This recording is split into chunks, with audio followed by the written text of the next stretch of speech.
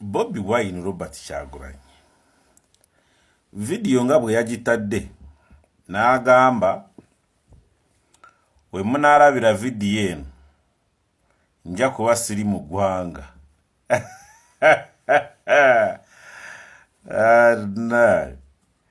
Kati Robert Kyagulanyi saawa zino agamba gumo yafulumye eggwanga, naye we mulaalabira vidiyo ye yajja kuba yafulumye dda kubanga yagikoze dda. Kati Robert Kyagulanyi nga bwe nabagamba atuzanya mind game changer kubanga oyinza kukkiriza ngu tali mu ggwanga. Kubanga bw'eba yabeeranga mu UN conference, UN neteekako mu Geneva conference neteekako bye yali codinze nga limu nowa Geneva conference n'alaga ngu ayogera naye live. Kubanga conference yasooka byali recorded. Kubanga singa yayogera ali live,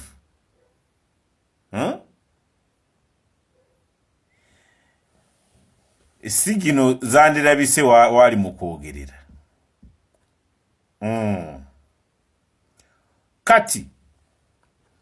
ovudde ku Bobi Wine ye ng'omuntu,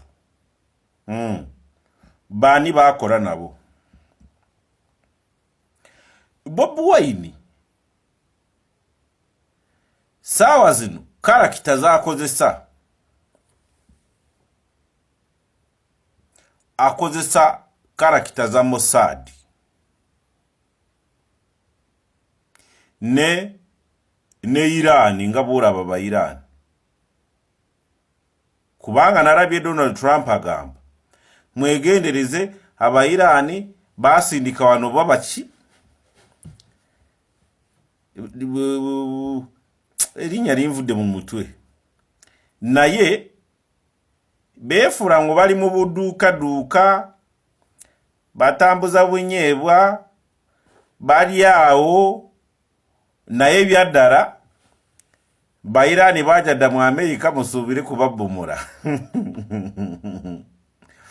N'agamba ojja kulaba, njogera bigambo bya Donald Trump pulezidenti wa Amerika, badriva ba baasi bajja kusula zi baasi zigwe. Kati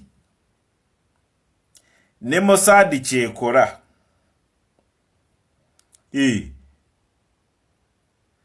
kubanga eyalonkoma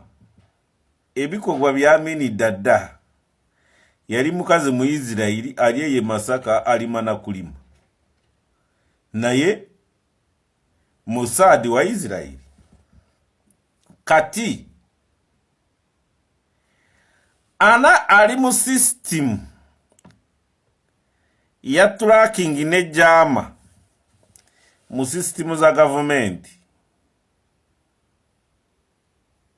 tiwekanga oyo atudde ku mashini ezo kwabo basatu, eyo office ba officer b'amayinja abo ku basatu waliwo wa Bobi Wine. Kubanga narabye recorded live ya Sarah Birete,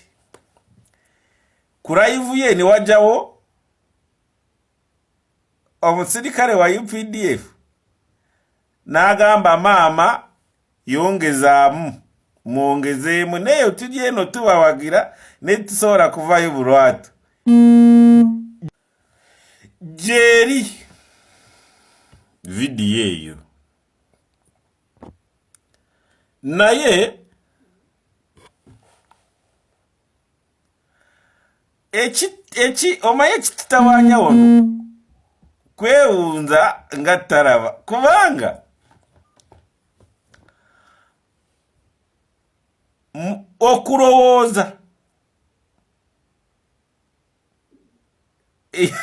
n'olowooza no thinking n'olowooza nnyo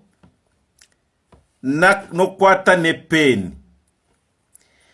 n'okuba puzzle ddayo puzzle mabega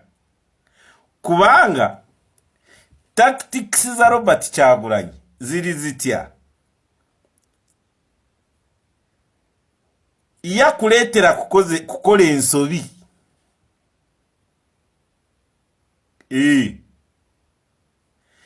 takukuteeko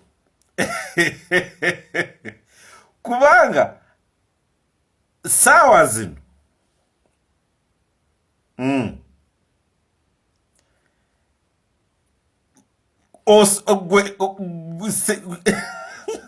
osobola kukakasa abantu ngu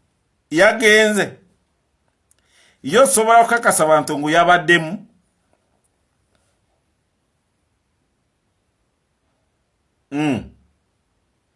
minisita wange omulungi omwagalwa kuliisi Baryomunsi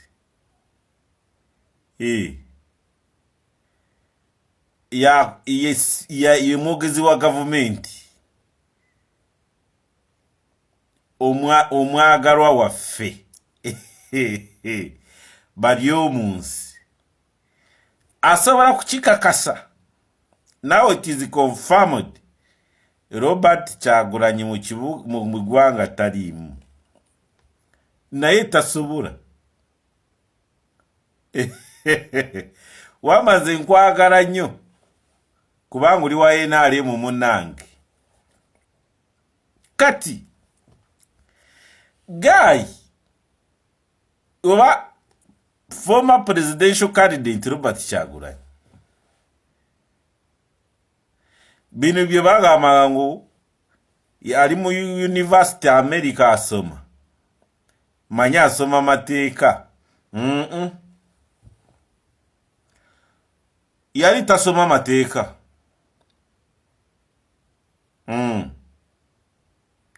well trained guy sinyo kati era nsaasiranya abayimbi bane abakyamubala ngu is a musician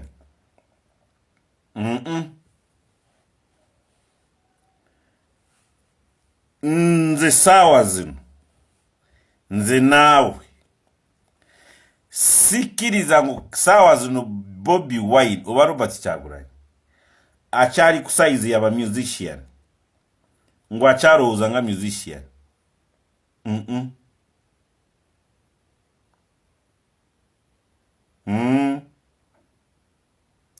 kubanga eringa firimu ate reality bikolebwa ba agent CIA byakola FBI Mossad kubanga no kakasa Geneva Conference nayo nekkiriza kutambulira ku tune ya video gye wali codings nayo nekkiriza nezanyira ku nsi nayo neeraga ensi yonna ngu twogera tuli live nayo reddo oli yayogera video ziri recorded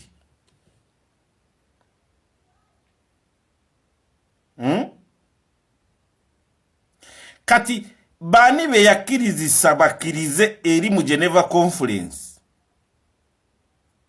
bakkirize kati yogera video ogitusindikire ffe wano tumanyi nga bwe tunaakizanya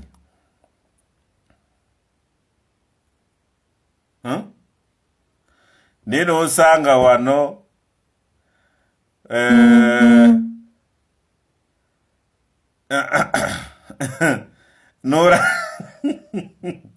Nora abakasuku batudde bali awo kuba